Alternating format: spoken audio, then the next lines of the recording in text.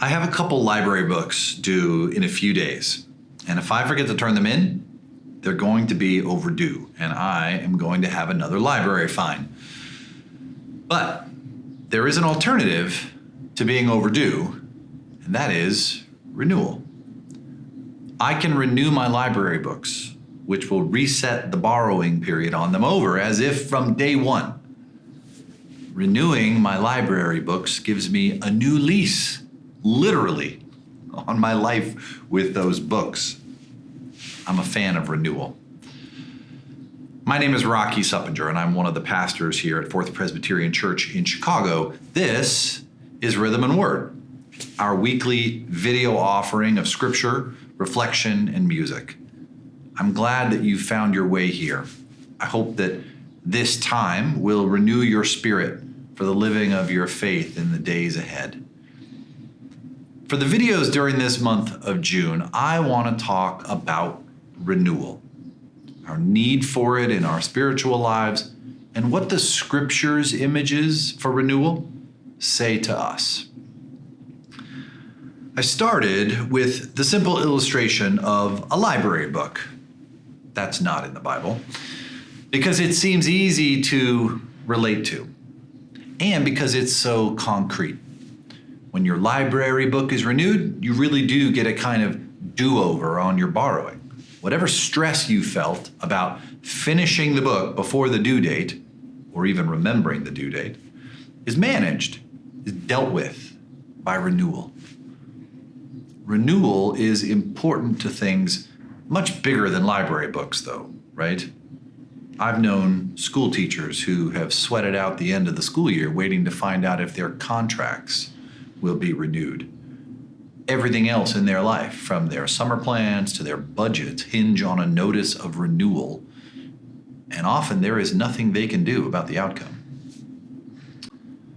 So this is one thing that is true about renewal. It doesn't just depend on us, at least not all the time. Sometimes we have to wait for renewal to come to us rather than engineering it for ourselves, and that can be quite hard.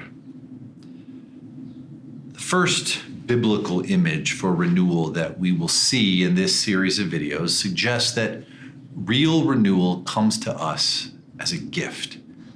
It isn't something that we achieve through effort or technique.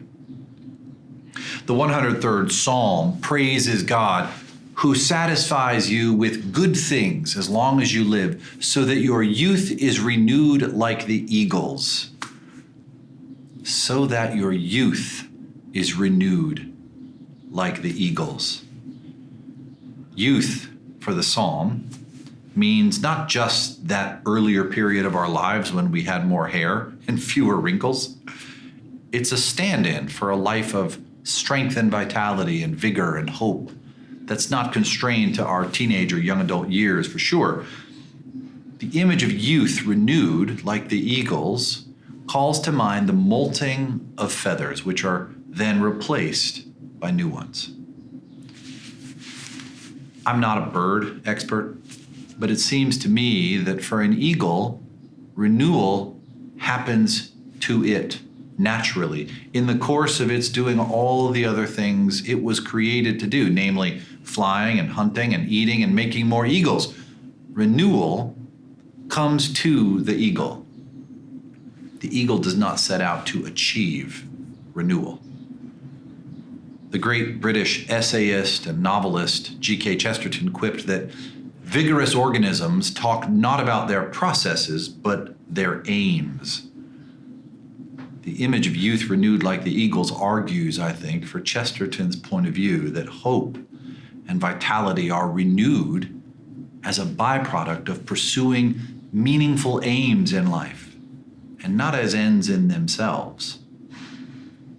The things I've lost from my youth were well suited to that period and that time. Attempts to gain them back again could lead me to chase renewal for its own sake. Because if I can renew that feeling of youth, I'm tempted to conclude, then things will be better than they are now. Yet the image of the eagle's youth being renewed helps me because it's passive. An eagle, again, does not seek the renewal of its own youth as much as it seeks material for its nest. So I wonder what kind of renewal is available to us when we aren't seeking it, when instead we're focused on doing what is ours to do today, focused on the good things God is giving us today. Last week, I got an email from the library informing me that 2 of the books that I'd borrowed had been renewed. They weren't due for 3 more days, and I actually hadn't done anything to renew them. I hadn't gone on the website, I hadn't updated the app on my phone. I'd just been focused on reading the books. Still, there it was, renewal. And the very best kind of renewal, the kind that I didn't have to do anything to achieve. Renewal as a gift. I invite you, as you listen to the music coming up, to reflect on and think about the kind of renewal that you are yearning for in your life, as well as the kinds of renewal that you have received and continue to receive as a gift without having to do anything yourself to earn them. Let us pray.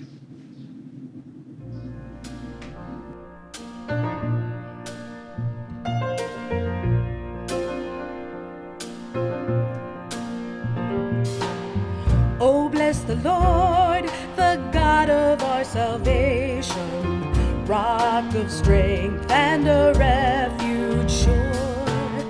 Oh, bless the Lord, the God of every nation, over all the earth. Oh, bless the Lord, highest heavens above. Bless the Lord, glorify his name. Sun in the day, moon and stars in the night, worship and praise. Oh, bless the Lord, the God of our salvation, rock of strength and a refuge sure. Oh, bless the Lord, the God of every nation, over all the earth. Let all the earth sing with joy to the Lord, all the seas, creatures of the deep, mountains and hills, birds and beasts of the field, worship and praise. Oh, bless the Lord, the God of our salvation, rock of strength and a refuge sure. Oh, bless the Lord, the God of every nation, over all the earth. Let all the people on earth bless the Lord, young and old, glorify God's name. Let every voice sing with joy